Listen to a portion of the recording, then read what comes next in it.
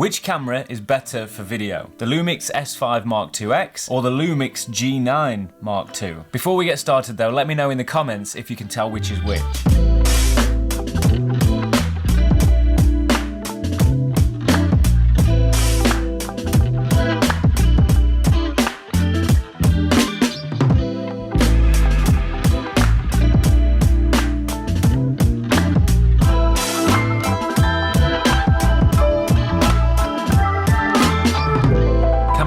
The S5 Mark IIX and camera B was the G9 Mark II.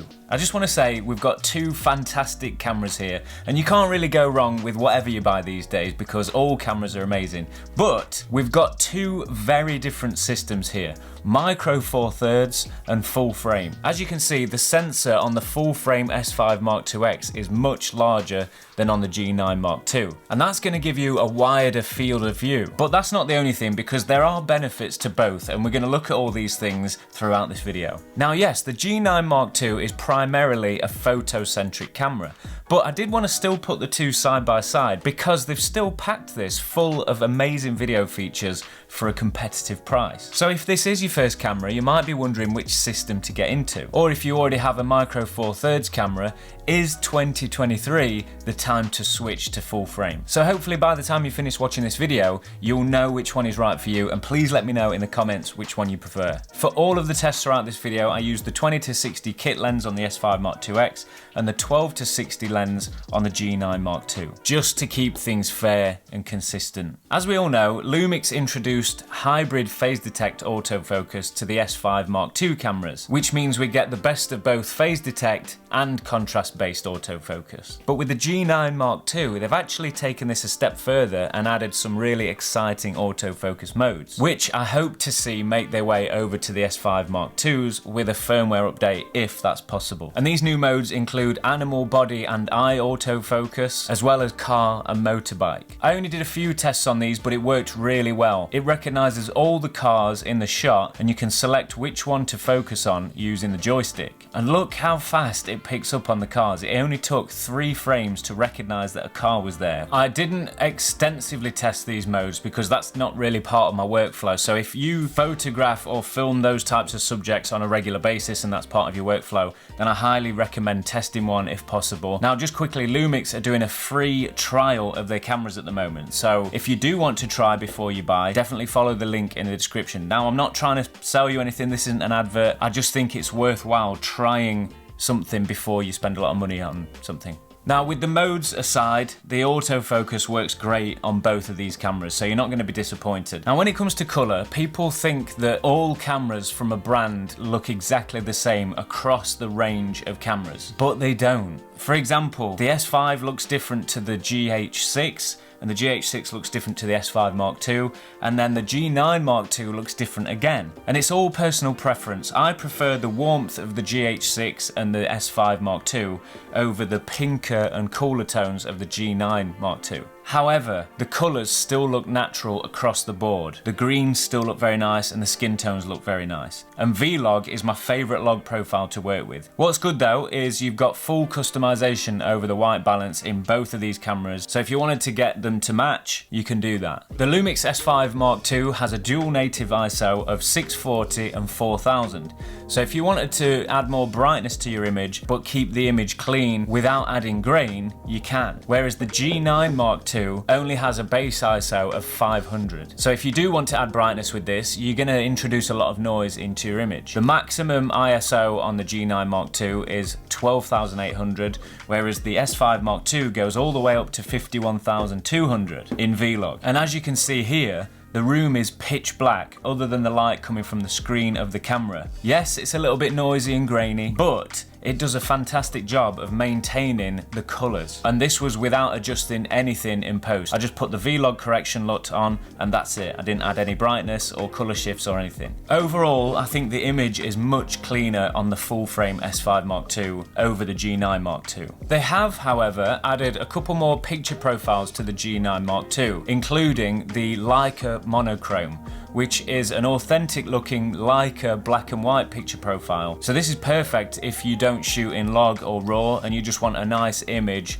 straight out of the camera. Both cameras offer the real-time LUT feature, which I think is awesome. And that's basically where you can load in your favorite LUTs to the camera, monitor it exactly how it's going to look so you can get the right exposure. But then also, because it bakes in that look into your image, you don't have to spend time color grading anymore. It's just already done for you. So that's going to create a faster workflow. And that works for photo and video. Both cameras offer a range of resolutions up to 5.7K and in various frame rates and aspect ratios. They also both give you the option to record Apple ProRes internally with the use of an SSD. You can plug that straight into the camera, which is amazing. But there's also a couple of things that the S5 Mark IIX offers on top of this. So you can actually record in 6K on this camera, but there is a limit to half an hour record time, and also 3x2 open gate. So just a quick example of what 3x2 open gate is. It's actually using the full size of the sensor, so I've got more above and below of the frame. That means I can use a 16:9 aspect ratio if I want to, but because I've got more room above and below,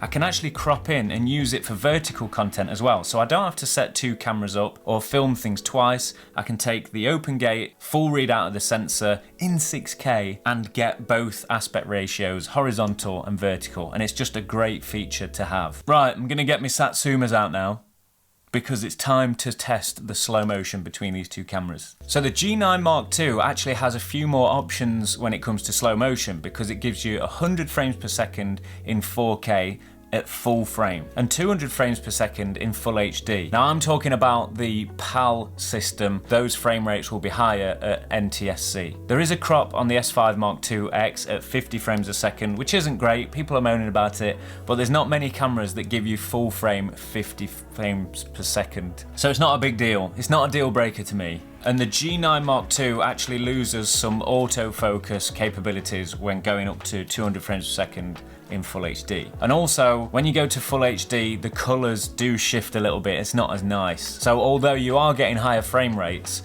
the picture does look different. Lumix has always been well known for its great stabilization. They upgraded it again on the S5 Mark II, but I must say the G9 Mark II stabilization is remarkable. It's stunning. It's the best I've ever experienced in any camera. Now my recommendation in the S5 Mark IIX is to use the normal stabilization mode, because sometimes, depending on how you're using it, the E-stabilization can give you a little bit of that warpy jello in the corners, which I really don't like.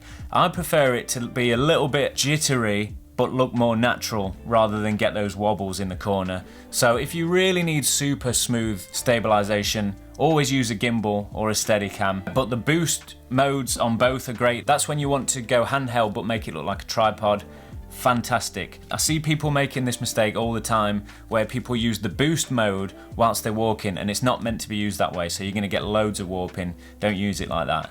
E-stabilization is great, but you still do have to be careful how you're walking and try and minimize those wobbles. And the G9 Mark II actually has an extra layer of E-stabilization mode, but honestly I think the normal mode of E-stabilization is plenty good enough, because you also get an extra crop the further you go. So I don't think you need it. I think it's good enough as it is. The rolling shutter, there's not much in it, but the G9 Mark II looks slightly better. I don't know if that's because it's a slightly cropped image, so you can't notice it as much, but it's very similar. Neither camera has a record limit, but it's worth bearing in mind that the S5 Mark II and the X have built-in fans, and that's going to give you more chances of truly unlimited recording, whereas there will be a cap on the G9 Mark II, and I actually tested this. When recording in 4K, I got just shy of 2 hours, but the battery actually died on the G9 Mark II before it overheated, so there was a little bit more room to keep recording, so that's good. However, the overheating warning did pop up after an hour and 20 minutes on the G9 Mark II. I was filming inside, but it was very warm. We're having a bit of a heat wave at the moment, so it was a decent test, and it did very well. Then at 5.7K, I got just over an hour before the overheating caused the camera to stop, and that was in the standard thermal management mode. Whilst I've done these tests, it's not a comprehensive scientific test, So it all depends on the environment that you're using the cameras in. But I just think if you're recording for extended periods of time, the S5 II or the S5 iiX is a much better option because you get those built-in fans. So although I mentioned the G9 Mark II is primarily a photo camera, and these are hybrid cameras, you get some fantastic video monitoring features that you don't get anywhere else. And that is one of the big things that I love about Lumix, and it's actually made me a better videographer, because without those features I wouldn't have learnt how to monitor properly, and I've also learnt terminology and language that the pros are using, so you can actually communicate with professionals on a job if that's what you want to do. And to see those features in affordable cameras is incredible, really. Some people might be like, well, what's the point in that? You're not going to use them. Well, you might not use them all the time, but they're there if you need them. They're there if somebody else wants to use your camera, and they're very handy if you want to match white balances and exposure across a range of cameras. So one of the big reasons why people are choosing micro four thirds over the full frame is that they've been going longer, and therefore they have a larger variety of lenses available. And also they tend to be a little bit smaller and lightweight, so easier to carry around, especially if you're doing something like street photography, for example. But the thing is, the focus and the market is definitely shifting towards full frame, so there's a lot of attention there, and we're seeing more lenses pop up, so they're always going to be adding to the lineup. So whatever you can't get now, it won't be long before you can. So which camera would I buy? If I didn't have any, I would go for full frame, because that's the way the market's going. That's the way the attention is. And personally for me, I think the look is better, it's better in low light. Plus, I like not having to work out the crop factor of lenses. I like to put a lens on and know that that's the focal range that I'm getting. If I already had a micro four thirds camera, would I switch? Yes, I think now is the time to switch to full frame. This is me personally. I'd love to know what you think in the comments. And yes, I think it's a fantastic camera, and anyone who does get one isn't going to be disappointed, especially if you're coming from the G9 or the GH5, for example. I just think switching to full frame now, while it's still affordable, is the best thing to do. Get them now while you can before they go skyrocketing in price. Now, if you wanted to find out a little bit more about the S5 Mark iiX, definitely check out these two videos next, because I show you some example footage and deep dive a little bit further into some of the features as well.